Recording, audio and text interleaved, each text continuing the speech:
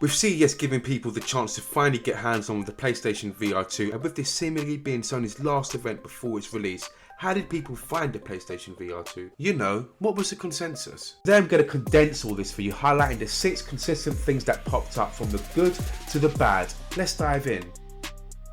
When watching this video, please bear in mind that the people that got to play the PlayStation VR2 at CES only got to play for 30 minutes and only played Horizon Call of the Mountain. The links to those videos will be in the description. From the moment we knew about the tech behind the PlayStation VR2, many of us already had high expectations. The 2K resolution per eye results in a 4K experience, and with the OLED display and HDI, it was looking good from the offset. So what did we learn? From the CES previews, the field of view seemed to be improved, nothing too crazy compared to the PlayStation VR1. Regardless of this, it excels compared to other consumer VR headsets like the Quest and Pico. So the people that played the PlayStation VR2 and Horizon said the colours popped and there was no god rays. There also seems to be real 3D depth, as if he was actually in a jungle with metallic dinosaurs roaming about. Or, for example, as there's a lot of climbing in the game, if you used to look down, you'd get vertigo. It really seems to be a true AAA title, with Brad Lynch only saying maybe Half-Life Alyx is bettering it. So thumbs up there. However, there are a couple of things to mention with this. The far-reaching rendering is great, but if you really want to look for it, you can maybe see the rendering in the corner of your eye. But the things I saw on YouTube and Twitter and other social media websites, it was visible, but it seems like it was dependent on the user and how sensitive they are on picking up on these things. Out of the people that got hands on the PlayStation VR2 at CES,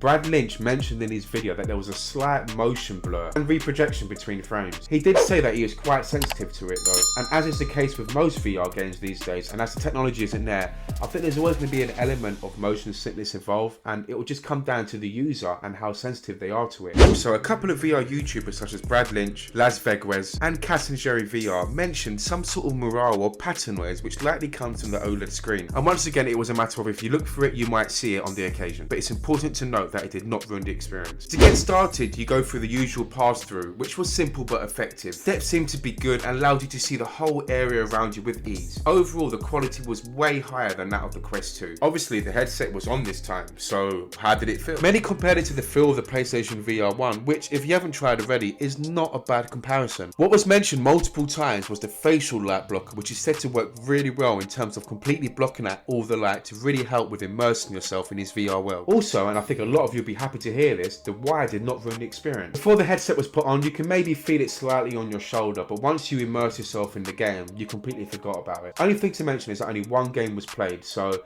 even though people were active, how's it going to compare with other games once they're played? For those that have tried PC VR and used the wire before, it seems absolutely fine, so I'm confident it will be cool. Unless you're playing like Twister or something. Besides me not having a clue how VR Twister would work, the PSVR2 was referred on a number of occasions as the benchmark for future VR devices, and one of these comments came from Brad Lynch, which, coming from a guy who's quite level-headed, I think is testament to the next-gen console that Sony brought to us. Okay, great, but what about the new Sense controllers then? With the controllers, the word is that they were light and comfortable and fitted around your hands nicely, and the buttons, like any DualShock controller, felt good. The triggers felt impactful and clicky too, and this brings me on to my next point about the haptic feedback. The haptic feedback was a hit. From what I saw, everyone enjoyed it, but of course there was some fluctuations of people who found it amazing to some that found it okay. Either way, it works well. It really helps the next gen experience, as your hands do not just pass through things. When your hands hit something, the haptic feedback vibrates as if you touch something, like if you touched a boat or a wall or pick up a rock or feel water. This interactivity within environments makes you a part of the world itself and not just a bystander. I think in theory this is insane, and I really can't wait to see how this further develops. Now, Brad Lynch did mention that on some bits it was a bit distracting as the vibrator just constantly vibrated during the music scene. But personally, I don't give a shit.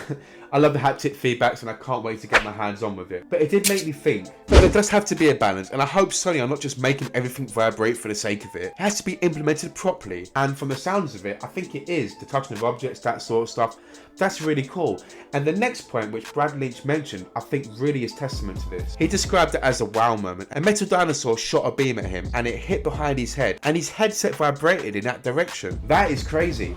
Boxing games would be mental. Haptic feedbacks and controllers are so cool, and if you play games like Returnal, which I think really utilise it well, it can add another layer to the gaming experience. And another key factor to immersion is sound. Discussing the sound is difficult because Sony were a bit naughty. They gave everyone high-end Pulse headphones, not the earbuds you get with the package. And the thing is, even with these high-end headsets, the conference for some of these testers was too loud. On some scenarios, the conference was so loud that they couldn't even hear the dialogue or in-game action. But there was a lot of people who really enjoyed the sound quality quality, and they felt like it added to the immersion. But once again, they had the high-end headphones, so it's really hard to define this. But I mean, I'm good. I've got my SteelSeries one there.